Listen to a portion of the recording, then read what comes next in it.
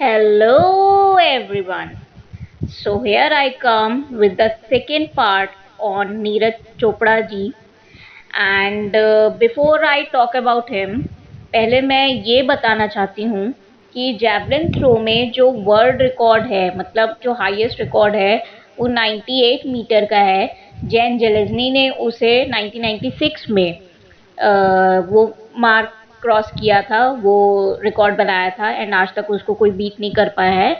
Jonas waiter जो हैं उन्होंने 97 मीटर तक कर लिया है, वो वर्ल्ड रिकॉर्ड के बहुत क्लोज है। तो जॉनस वेटर ओलंपिक में खेल रहे थे एंड अनफॉर्चुनेटली वो टॉप नाइन्थ रैंक रही थी उनकी, और उस दिन सबकी निगाहें वेटर पे थी कि डेफिनेटली वो तो मतलब गोल्ड मेडल जीतने ही वाले हैं, सब ऐसा ही सोच रहे थे। नीरज को सब लोग टॉप 5 में देख रहे थे या इवन ब्रॉन्ज या सिल्वर के लिए सोच रहे थे कि शायद ही कर सकते हैं। किसी को उम्मीद नहीं थी कि वो गोल्ड लेके आएंगे, बट उन्होंने सबकी मतलब एक्सपेक्टेशन से अबव किया, परफॉर्म किया। उनकी मेहनत बहुत अच्छी थी और सब शायद दुआएं थी हम लोगों की, जो उस दिन वो करिश्मा हो गया and I am super happy and proud on him. अब मैं अपने इस पॉडकास्ट में उन क्वेश्चंस के बारे में बात करूंगी जो बहुत ही इंटरेस्टिंग क्वेश्चंस नीरज जी से पूछे गए हैं सिंस जब वो कॉमनवेल्थ गेम्स में गोल्ड मेडल जीते थे टिल टुडे। आज तक जितने भी अच्छे क्वेश्चंस उनसे पूछे गए हैं, मैं उसकी एक जो हमारी लाइफ में हम अप्लाई कर सकते हैं और हमारे लिए लाभदायक हो सकते हैं, मैं उन क्वेश्चंस को और उनके आंसर्स को अब आपके सामने रखूंगी। पहला क्वेश्चन ये है कि जब वो स्टेडियम में थे तो उस टाइम पे वो कैसा फील कर रहे थे जैवलिन थ्रो करने से पहले? क्या वो नर्वस थे या एक्साइटेड थे या स्ट्रेस में थे? तो इसका जवाब नीरज जी ने ये दिया है कि वो उनको सब पता था कि कौन कौन ओपोनेंट है उनके सामने।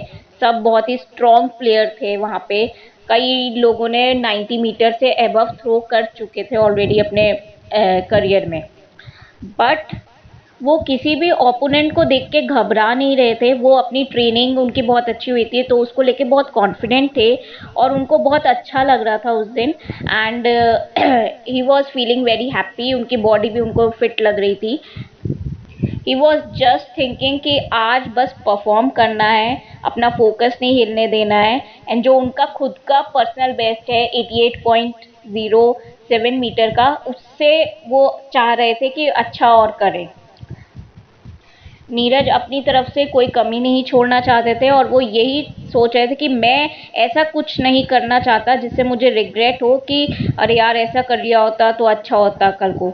वो बस अपना 100% देने पे फोकस कर रहे थे और इससे हमको ये इतना बढ़िया मैसेज मिलता है, सीखने को मिलता है कि कभी भी किसी भी कंपटीशन में जा रहे हो या लाइफ का कोई भी सिचुएशन हो, हमें अपने से ज़्यादा किसी को मतलब बहुत ज़्यादा नहीं आंकना चाहिए, अपने आप को कम नहीं आंकना चाहिए। खुद की काबिलियत पे भरोसा होना चाहिए और जब परफॉर्म करने का वक्त आए तो अपना सर्वश्रेष्ठ करने की कोशिश करनी चाहिए।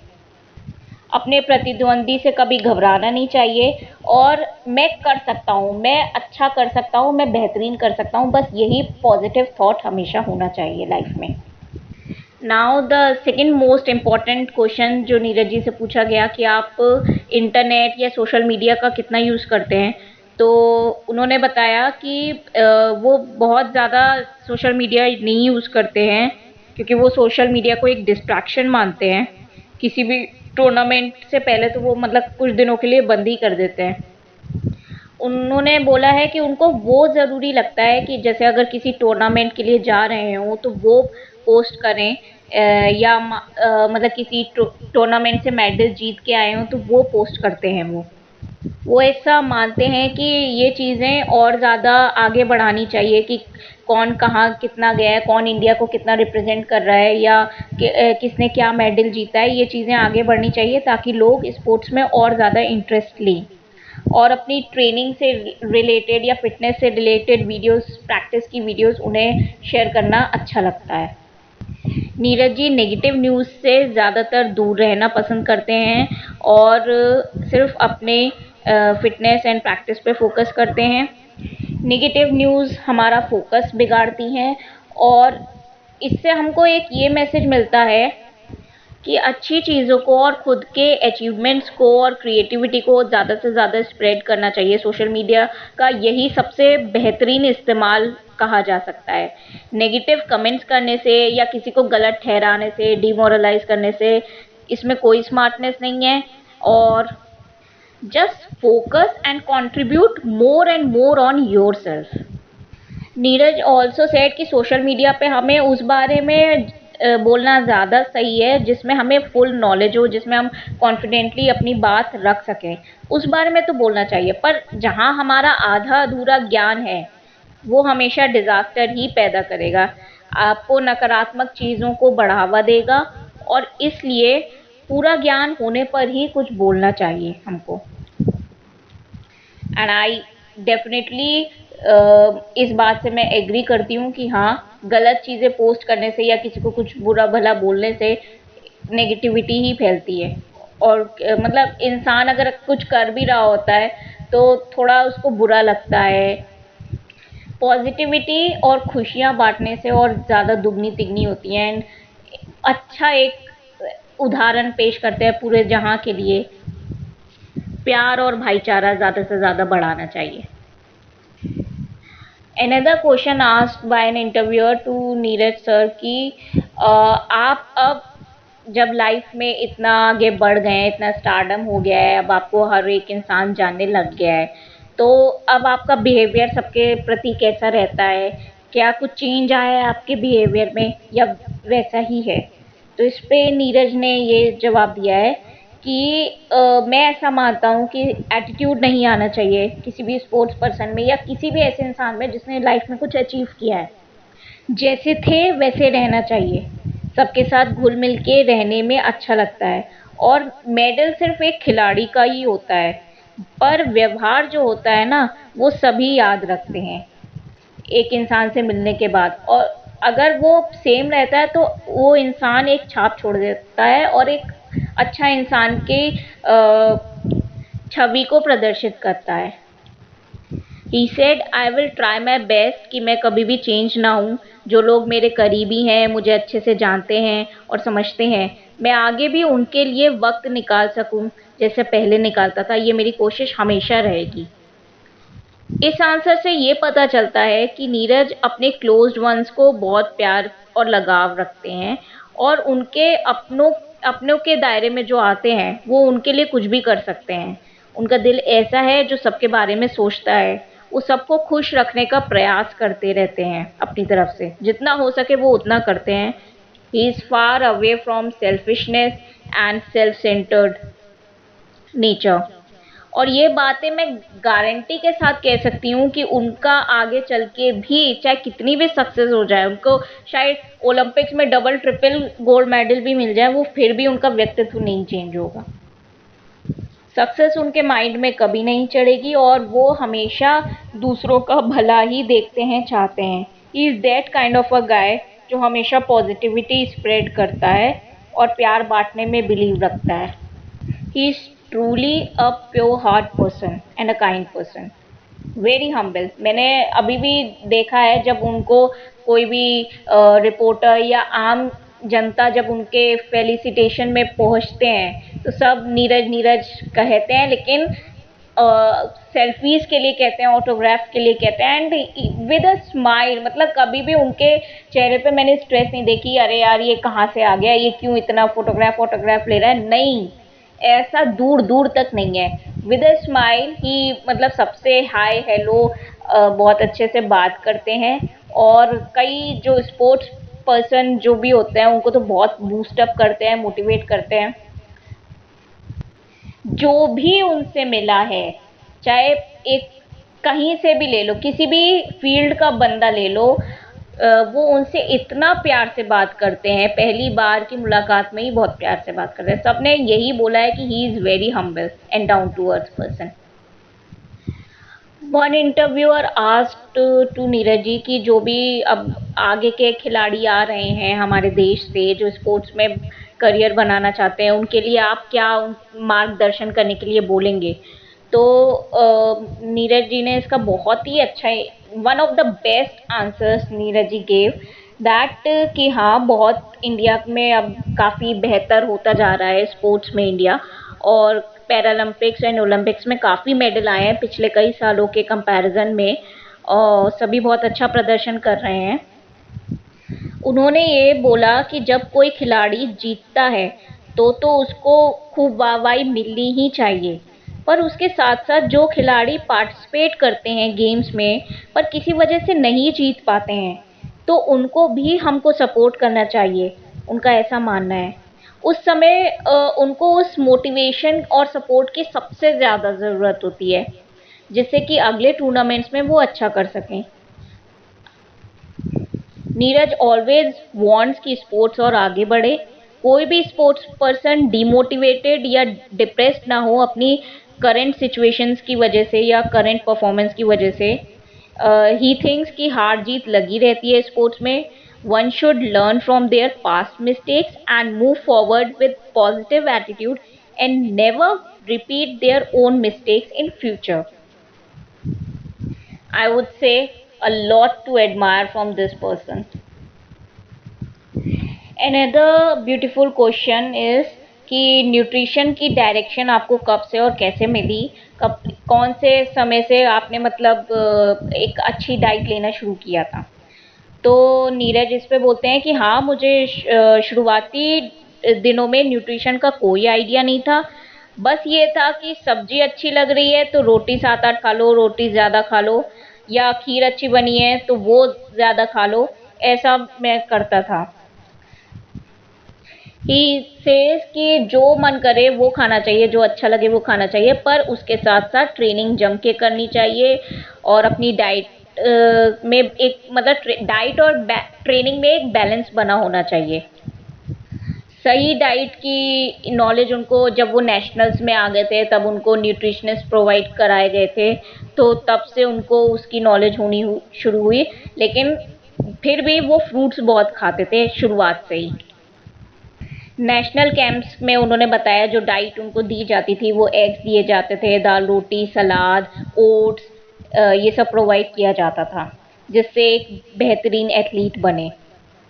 तो ये न्यूट्रिशन की डाइट उन लोगों के लिए बहुत अच्छी है जो अपना स्पोर्ट्स में करियर आगे देखते हैं, और जिनको शुरुआत के दिनों में कोई न्यूट्रिशन की आइडिया नहीं होती है, वो इस आंसर से बहुत अच्छे से अपने डाइट को प्लान कर सकते हैं। अब हम लोग बहुत बार ये बात करते हैं कि एक एथलीट को जब ओलंपिक तक पहुंचाने के लिए गवर्नमेंट है, फेडरेशन है, बहुत सारा पैसा खर्च करती है। स्पोर्ट्स कोटा के लिए बहुत करोड़ों में पैसा इशू किया जाता है। तो एक पर्टिकुलर एक एथलीट पे ओलंपिक तक पहुंचाने के लिए कितना खर्चा होता है, ये क्वेश्चन पूछा गया नीरज जी से।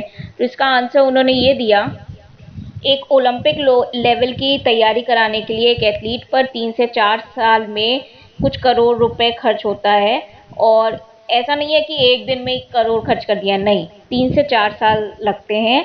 और इसमें एक अच्छा कोच प्रोवाइड किया जाता है उनको, एक अच्छा फिजियो प्रोवाइड किया जाता है, उनके विदेश में जितने भी कॉम्पिटिशन्स हैं तो उसके आने जाने का खर्चा, उनके रहने का खर्चा, और कंपटीशन ज़्यादा से ज़्यादा कराने का खर्चा, उनकी प्रॉपर डाइट का खर्चा, और अगर ट्रेनिंग बाहर हो रही है तो वहाँ पे स्टे का खर्चा, ये सब शामिल होते हैं। इंडिया में Sai, NIS Patiala, IIS and NJSW ये सब हैं जो एथलीट की सारी सुविधाओं का ध्यान रखते हैं, और वक्त के साथ साथ इन सारी संस्थाओं में फैसिलिटीज़ और इम्प्रूव हो रही हैं, और आगे चल के और बेहतर होने की उम्मीद है उनको। एक और बहुत ही इंटरेस्टिंग क्वेश्चन नीरज जी से पूछा गया, जिसका उन्होंने इतना प्यारा आंसर दिया है कि आपका दिल जीत लेंगे वो इस आंसर से, और इससे ये भी पता चलता है फिर से एक बार कि वो दूसरों के बारे में ज़्यादा सोचते हैं। सबसे पहले दूसरों के बारे में सोचते हैं, फिर शायद अपने बारे में सोचेंगे वो। तो ये क्वेश्चन है कि 3 मेन विशेज ऑफ नीरज जो वो चाहते हैं कि ज़रूर पूरी हों। तो उन्होंने इस पे थोड़ा देर बहुत सोचे थे जब मैंने ये इंटरव्यू देखा था, एंड उन्होंने बोला था कि वो चाहते हैं कि वो जो 98 मीटर का जो वर्ल्ड रिकॉर्ड है वो उसको तोड़ सकें, उसको सरपास कर सकें, और भारत का जो हमारा तिरंगा झंडा है वो हमेशा लहराता रहे दूसरी कंट्रीज़ में, और वो जो झंडा ऊपर लहरा है वो उनकी वजह से हो, ये वो चाहते हैं। सेकंड विश उन्होंने वो ही बताई जो मैं अपने पॉडकास्ट में, अपने प्रीवियस पॉडकास्ट में मैंने बोली थी, जो मैं सोचती हूँ कि हो वो उन्होंने कह भी दी। उन्होंने ये बोला कि हमारे भारत के बच्चों जो खेलना चाहते हैं उनके लिए एक बहुत अच्छे स्तर के ग्राउंड, स्टेडियम बनाए जाएं और अच्छे कोच और सारी फैसिलिटीज़ बहुत अच्छी दी जाए। उन्होंने इसमें ये भी कहा कि अगर लाइफ में इस चीज़ को लेके, स्पोर्ट्स को लेके मेरे से जो भी कंट्रीब्यूशन हो सकेगा तो वो ज़रूर करेंगे। तीसरी विश में नीरज जी ने बोला कि वो चाहते हैं कि दुनिया में सभी के बीच प्यार बना रहे, और ऐसा वो देखना चाहते हैं। सभी मिलजुल के अच्छी भावनाओं के साथ रहें, नेगेटिविटी दुनिया की ख़त्म हो जाए, सभी एक दूसरे की सही मायनों में चिंता करने लगें और एक दूसरे को समझें। ये उनका आंसर था। This literally blown away my heart, and I must say that he has a pure heart, और वो सही मायनों में देश के लिए रियल हीरो हैं और एक बहुत अच्छा उदाहरण पेश करते हैं। एक और बहुत बेहतरीन क्वेश्चन जो नीरज जी से पूछा गया कि जब वो national level, state level, international level के लिए खेल रहे थे, ट्रेनिंग ले रहे थे, तो उस टाइम पे कितने कॉम्पिटिशन्स करते थे, किस टाइप से वो ट्रेनिंग लेते थे। तो वो कहते हैं कि हम जब ट्रेनिंग लेते थे तो इस टाइप से लेते थे कि अच्छा, कंपटीशन हमारा 4 महीने के बाद है, तो हमें उस हिसाब से 4 महीने के अंदर ट्रेनिंग करनी है। हमें इस हिसाब से धीरे धीरे करके जेवलिन में थ्रो का डिस्टेंस बढ़ाना है, और भारत में मुश्किल से 2 से 3 कंपटीशन ही होते थे बस साल भर में, और विदेशों में जो कॉम्पिटिशन्स होते थे वो हर महीने लगभग होते रहते थे। उन लोगों को बहुत सारे ऑप्शंस होते थे वहाँ के खिलाड़ियों को कि अच्छा, हमें इस कॉम्पिटिशन में चले जाना चाहिए या इसमें चले जाना चाहिए। पर यहाँ भारत में ऐसा कुछ नहीं होता था, गिन चुन के 1-2 ही होते थे और हमें उसी में ही बस भाग लेना होता था। उन्होंने इस क्वेश्चन के माध्यम से फेडरेशन से ये रिक्वेस्ट की कि हाँ, हमारे यहाँ भी और कॉम्पिटिशन्स किए जाएँ जेवलिन थ्रो में, और इंटरनेशनल एथलीट्स को भी बुलाया जाए यहाँ इंडिया में, जिससे कंपटीशन का लेवल भी बढ़ेगा। जैसे आईपीएल अब होने लगा भारत में, तो कितने फॉरेनर्स आने लगे इंडिया में, एंड इनफैक्ट आईपीएल से इंडिया के नए उभरते कितने सितारे निकले हैं। तो ऐसे ही अगर जेवलिन थ्रो के कॉम्पिटिशन्स भी इंटरनेशनल लेवल पे होने लग जाएंगे तो बहुत कंपटीशन बढ़ेगा जेवलिन में। अब मैं उन क्वेश्चंस के बारे में बात करना चाहूँगी जो आई पर्सनली फील कि किसी भी इंटरव्यूअर ने उनसे नहीं पूछा, और जो मेरे दिमाग में थे कि काश मैं उनसे, अगर मेरे को मौका मिले तो मैं ज़रूर पूछूंगी उनसे। और यही था कि क्यों नहीं, ये दिमाग में क्यों नहीं आया इंटरव्यूअर के कि हाँ, ये भी हमें पूछना चाहिए था। तो मेरा पहला क्वेश्चन ये था कि 2016 में रियो ओलंपिक में वो क्वालिफाई करने की डेट से चूक गए थे। ऐसा कुछ इशू था कि वो उस दिन वहाँ पे पहुँच नहीं पाए थे जहाँ पे क्वालिफिकेशन होना था। तो वो इंसिडेंट क्या था वो किसी ने नहीं पूछा, उसकी डिटेल्स किसी के पास नहीं है। कुछ बस छूट गई थी या क्या था, किसी और कंपटीशन में थे। मैं वो जानना चाहूँगी कि वो एग्जैक्ट इंसिडेंट क्या हुआ था। सेकंड क्वेश्चन मेरा इस चीज़ पे था उनके लिए कि हम सब जानते हैं 2019 में उनके हैंड की सर्जरी हुई थी, तो उनका करीब 4 मंथ्स तक रिहैब चला था, ये उन्होंने बताया है। तो जब उन्होंने ट्रेनिंग करना स्टार्ट करी थी सर्जरी के बाद, जब पहली बार जेवलिन पकड़ी होगी और थ्रो करने की सोची होगी, तो उस टाइम पे उनके माइंड में क्या चल रहा था? क्या उनको कुछ दिक्कत हो रही थी जेवलिन थ्रो करने में? पहले जैसे थ्रो करते थे सर्जरी से पहले, क्या वैसे ही थ्रो कर पा रहे थे या नहीं कर पा रहे थे? इनिशियल डेज की ट्रेनिंग में क्या बदलाव उन्होंने महसूस किया था, मैं ये जानना चाहूँगी उनसे रिहैब के बाद। और थर्ड मेरा क्वेश्चन ये होगा उनसे कि सब लोग उनके लुक्स की बात करते हैं कि बहुत सुंदर हैं, उनके हेयर्स बहुत अच्छे हैं, बहुत अच्छे से मेंटेन करके रखते हैं, वो बहुत स्टाइलिश हैं। तो मतलब ये तो और लोग कहते हैं, but I want to personally ask him कि वो अपने बारे में क्या सोचते हैं। इतना उन्होंने अब हर चीज़ में मेडल जीते हैं, या फिर मतलब अपने पर्सनैलिटी को लेके वो क्या सोचते हैं एंड अपनी परफॉर्मेंस को लेके क्या सोचते हैं कि उन्होंने क्या अचीवमेंट किया है या नहीं किया है, वो खुद को कैसे एनालाइज करते हैं और खुद को कैसे डिफाइन करेंगे, मैं ये जानना चाहूँगी उनसे। इंटरव्यूज़ के दौरान बहुत ऐसे सवाल भी उनसे पूछे गए जो इरिटेट करे, जो गुस्सा करे, तो आई लेकिन कभी भी उनको गुस्से में देखा नहीं हमने, हमेशा कामली कंपोज्ड उन्होंने सबके जवाब दिए। तो मैं उनसे ये जानना चाहूँगी कि लाइफ के ऐसे क्या चीज़ होती है, क्या इंसिडेंट्स हैं या किस बात पे उनको गुस्सा आता है, अगर आता है तो? और जब वो गुस्सा आता है तो उस टाइम पे वो अपने गुस्से को कैसे कंट्रोल करते हैं या क्या करते हैं? उनका फर्स्ट रिएक्शन क्या होता है जब गुस्सा आता है उनको तो? अच्छा, क्या आप लोग नीरज जी की छोटी-छोटी चीज़ों को जानने के इच्छुक हैं?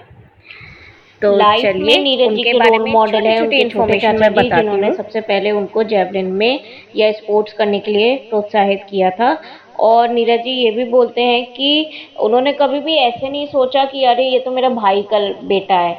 उन्होंने हमेशा नीरज जी को वैसा ही प्यार दिया जैसे एक अपने बेटे को देते हैं कोई भी फादर।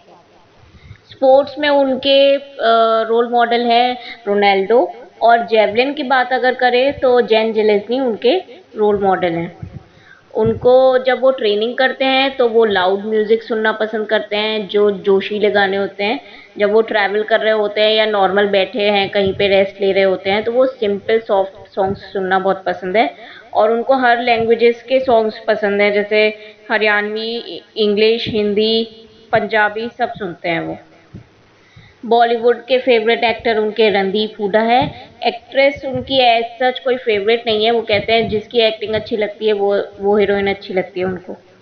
मूवीज़ देखने का उनको बहुत शौक है और उनको घूमने का बहुत शौक है, लेकिन वो मेन प्रायोरिटी पहले इंडिया को घूमने में देना चाहते हैं, उसके बाद विदेश घूमना चाहते हैं। नीरज जी का निकनेम निज्जू है, और उनको खाने में चूरमा बहुत पसंद है। और जब वो डाइट पे नहीं होते हैं, चीट मील्स कर रहे होते हैं, तब उनको छोले भटूरे और पानी पूरी खाना बहुत पसंद है। और उनको खुद के हाथ की वेज बिरयानी यानी नमकीन चावल उनको खाने बहुत पसंद है। जब वो एक्चुअली जब तक स्टेट लेवल पे खेलते थे तो ट्रेनिंग उनकी 8 घंटे की करीब हुआ करती थी, और 3 घंटे का सेशन एक बार में चलता था, जैसे 7 से 10 सुबह के हुआ। तो उसके बाद वो जब नाश्ता करते थे खाना खुद ही बनाया करते थे, और तब नमकीन चावल और सब्जी खाना उन्हें बहुत पसंद था। नीरज जी अगर जैवलिन थ्रोअर नहीं होते तो वो उनको फ़ोटोग्राफ़ी का बहुत शौक है, वो कुछ उसी में करियर अपना बनाते। और अगर किसी और स्पोर्ट्स में बनाने का ही सोचते हैं अपना करियर तो उनको डिस्कस थ्रो करना भी बहुत अच्छा लगता है। आई फॉरगॉट टू टेल कि नमकीन चावल को वेज बिरयानी कहते हैं। फेवरेट मूवी नीरज जी की फॉरेस्ट गम है। और ये थी हमारी छोटी-छोटी बातें नीरज जी के ऊपर, और कुछ ऐसे इंटरेस्टिंग क्वेश्चंस जो हम लोग को अप्लाई करने चाहिए अपनी लाइफ में। प्लस उन लोगों के लिए भी इन्फॉर्मेटिव बात ये थी कि जो अपने स्पोर्ट्स में करियर बनाना चाहते हैं वो इससे कुछ प्रेरणा ले सकते हैं इस पॉडकास्ट के ज़रिए। तो कैसा लगा आपको मेरा ये पॉडकास्ट? प्लीज़ मुझे बताइएगा। मैं जल्द ही थर्ड पार्ट के लेके आऊँगी आपके सामने। आपको मेरे पॉडकास्ट अच्छे लग रहे हैं तो प्लीज़ इसे ज़्यादा से ज़्यादा स्प्रेड कीजिए, ताकि स्पोर्ट्स को और बढ़ावा मिल सके हमारी ज़िंदगी में, और नीरज जी की लाइफ से हम सब लोग कुछ ना कुछ प्रेरणा ले सकें। और मैं इसी के साथ आपसे विदा लेती हूँ। बाय बाय, मस्त रहिए, खुश रहिए।